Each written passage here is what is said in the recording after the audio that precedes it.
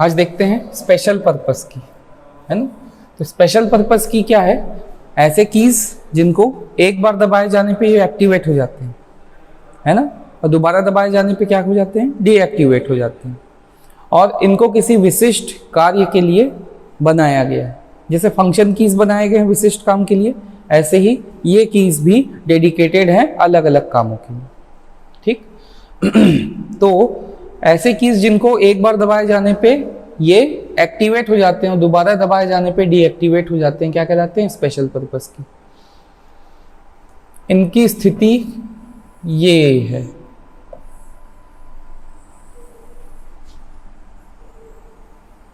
ठीक, तो ये सब क्या है? स्पेशल पर्पस की है। और ये सब भी स्पेशल पर्पस कीज में आती हैं, है ना। ये नम लॉक हो गया, ये सब भी स्पेशल पर्पस कीज के अंतर्गत आते हैं। लेकिन नम लॉक है किसका हिस्सा?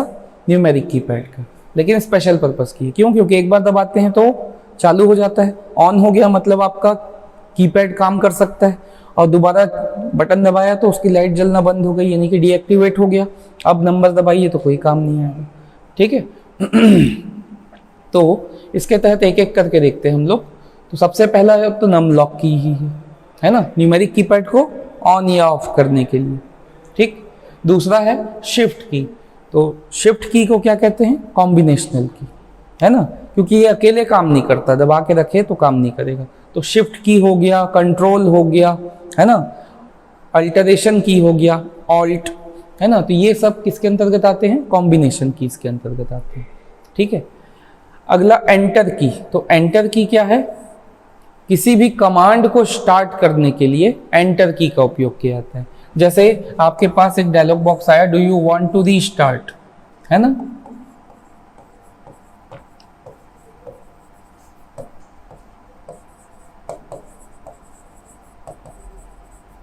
अब यहां पे ओके आएगा, यहां पे कैंसल आएगा।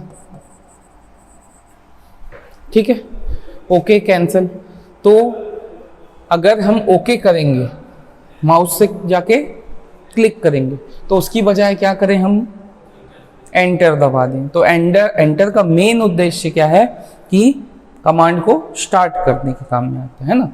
और अगर बात करें हम लोग किसी वर्ड प्रोसेसिंग सॉफ्टवेयर के बारे में, तो वर्ड प्रोसेसिंग सॉफ्टवेयर में क्या करता है? ये अगले लाइन में कर्सर को लेके चला जाता है।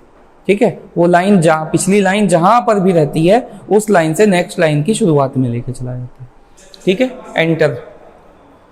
अगला टैब की। टैब की या टैबुलेटर की, इसका उपयोग किस लिए करते हैं? सिलेक्शन के लिए करते हैं, है ना। जैसे सपोज कीजिए कि आपको क्या करना है,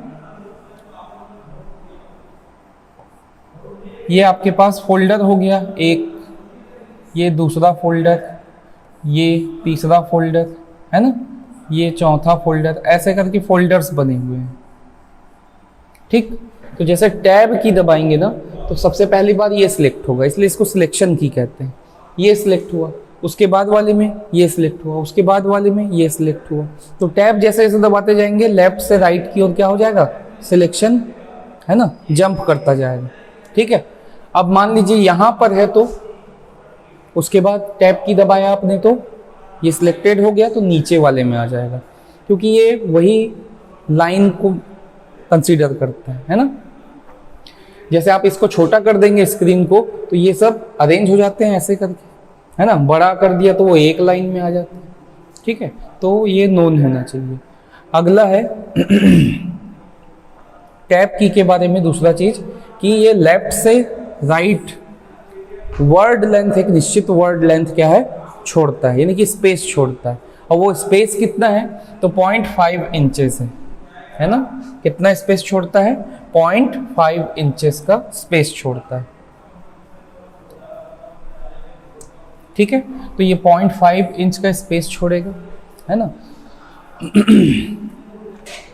अगला स्पेस की, सॉरी, एस्केप की। क्या है? एस्केप की।